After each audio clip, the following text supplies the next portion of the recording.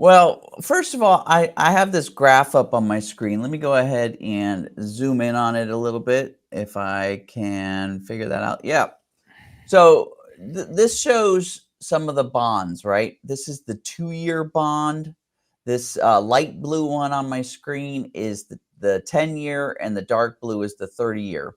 And so if you go back to 2021, the end of 2021, you see that that kind of makes sense.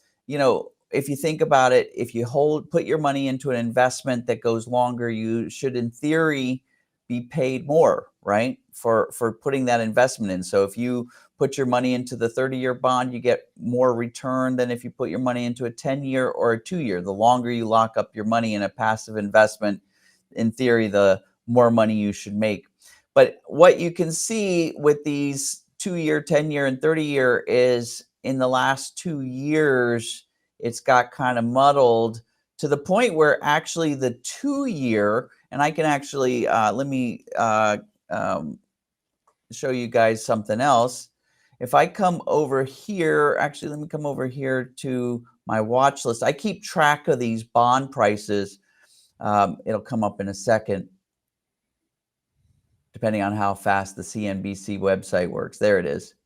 So as you can see here with the bonds, right now, if I put my money into a 3-month bond, we're not even talking years, I'm going to get way more money than if I put my money into a 10-year bond. That's called a yield curve inversion, right? And so just to give you an idea on that, you guys can still hear me? We're all here. Okay. Sorry about that. Here is a graph that shows the difference between the yield curves, right? This is specifically the 10-year and the 3-month. And so take a look right here. This is the 0 line. And I'm looking at all time, which in this case seems to be about maybe 15 years worth of data. And you'll see here that we're below that, which means, again, you can make more money if you invest in the short-term 3-month than if you did in the 10-year. And let me actually click on this button one more time, all time. All right, now this brings us all the way back to 1984. And again, I'm going to highlight here the 0 line SIP because I want you to see this. Here's my 0 line. So as you can see in history, it hasn't been often that the yield curve inverts. And it usually is like just for a short amount of time, and it's just a small inversion. This, by the way, was the dot-com bust. This one over here was the Great Recession. This one was leading right up into the COVID area.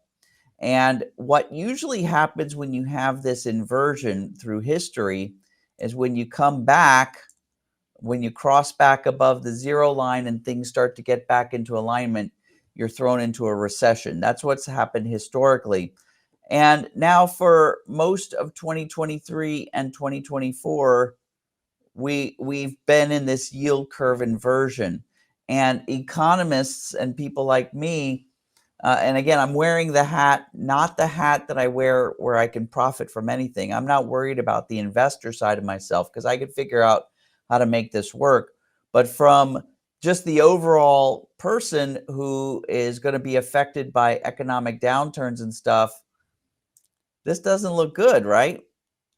Yeah, especially when you compare it to the 3 previous periods where we as average folks knew that there was some trouble along the way. And so what you're saying is this is an indicator to some bad stuff So happening? now I've got one more piece of data that I want to give people, and I actually have, because I know we have so many viewers, and I know we have some top-notch viewers. I'm gonna at the end of this little segment, I'm gonna ask for maybe you guys to chip in here, but don't forget that and we talk about this during this show, the Fed is aggressively selling off bonds, right? they've been doing this quantitative tightening. If I take a look, they were up at $9 trillion. This is all the buying that they did during the COVID pandemic when everything came to a stop. They're coming back down, and this was the initial buying.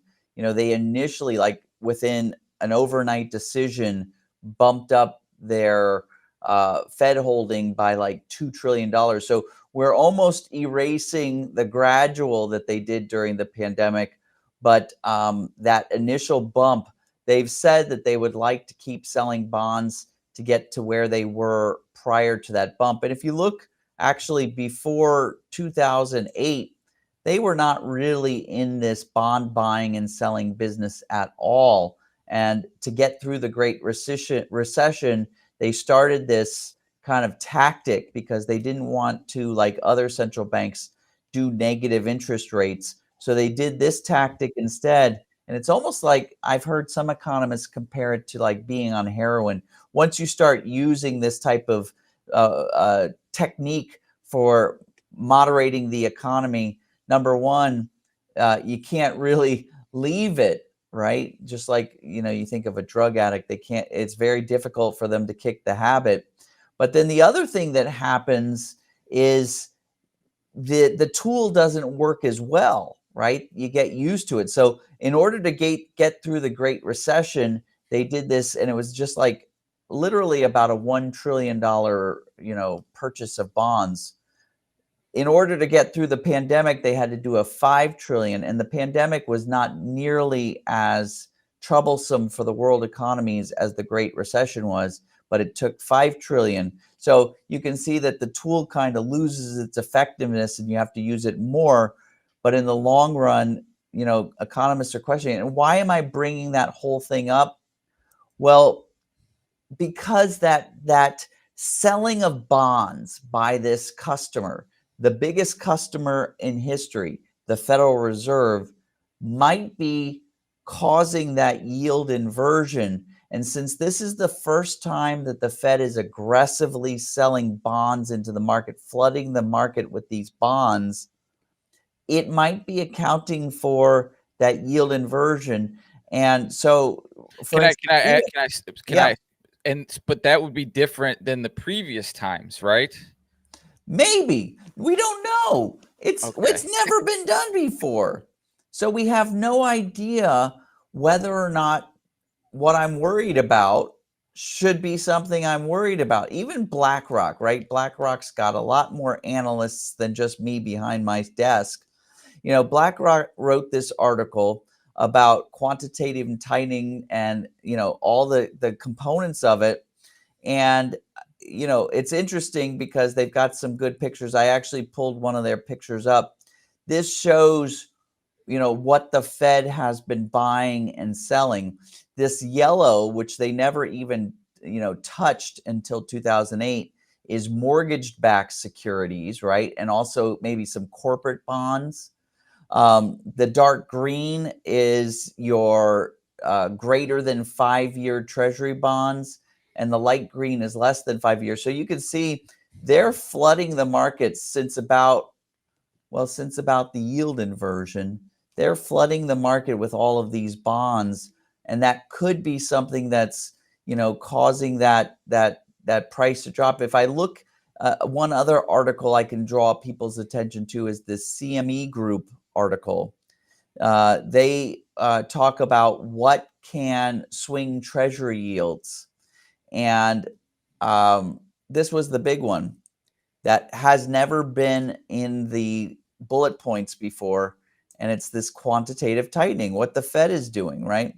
Usually when we're worried about the yield curve, we're worried about inflation, worried about growth, stability, and of course, budget deficits of the different nations participating in the global economy. So that was and that could explain the yield inversion being so, recession, leading up to a recession. But this is the new one, the quantitative tightening and quantitative easing by the Federal Reserve. So I guess my question is if we've got some really smart math people out there I would love for you to communicate with me about how we can factor out the Fed's influence. Maybe it is looking at their every Thursday public reporting of their whole Fed balance sheet. Every Thursday evening, it's by government mandate. We all have access to it. It's on a website. You can see the Fed balance sheet.